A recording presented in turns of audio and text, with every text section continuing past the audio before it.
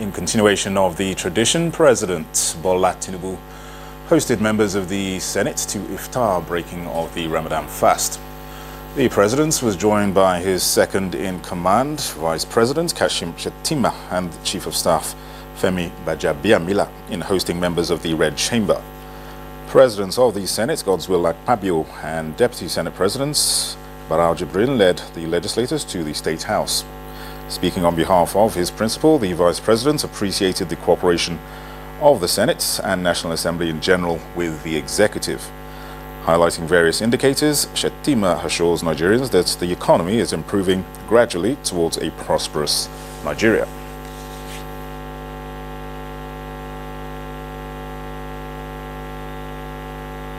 And here we are. NNPC and Dangote are struggling to see who will sell oil at the lowest price.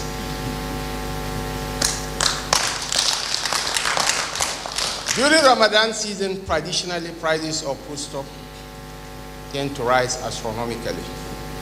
This time around, it's coming down. Prices are coming down. So we'll continue to nurture this relationship and take it to greater heights.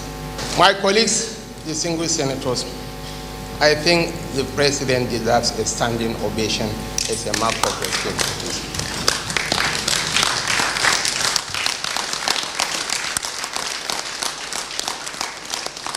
You said you don't like water and borehole, that go and do tangible things. That when I come to your area on a state visit, I can commission also consensus projects. And I assure you, Mr. President, that these senators you are seeing and those that they are not seeing are ready for you in their various senatorial districts with tangible projects that will continue to show the renewed hope that you have brought to Nigeria. I thank you, Mr. President. We want to say congratulations, Mr. President. So far, so good. You are doing a very difficult job well. Posterity will judge you rightly. I thank you for this opportunity and I assure you of the support of my colleagues. Meanwhile, the Senate has called for the establishment of a military base in Gwe local government area of Benue State to halt the spate of attacks on communities. The lawmakers also urged security agencies to restore law and order in all the trouble spots. The appeals were in response to a recent security breach in the state.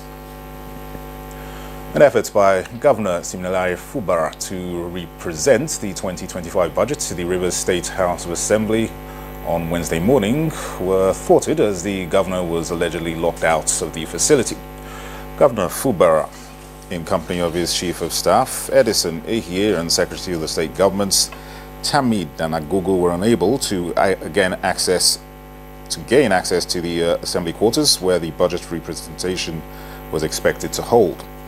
The governor had earlier extended an invitation to members of the House of Assembly for a meeting which was scheduled for March 10th at the Government House. The agenda were discussions on providing a suitable space for Assembly sittings, addressing outstanding remuneration and allowances, presenting the budget and other related matters. However, reports indicate that the members declined the invitation and instead issued a 48-hour ultimatum to Governor Fubara demanding the representation of the 2025 budget.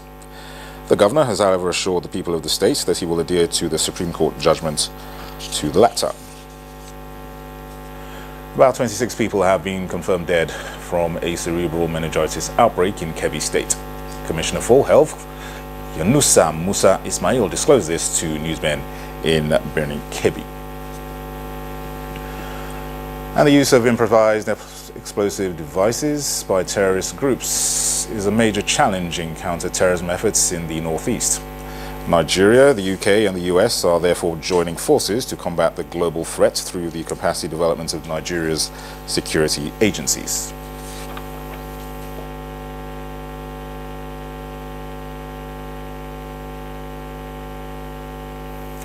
Well, that's the news at this time. Good morning. Nigeria continues with Claire and Victor after this break. Stay with us.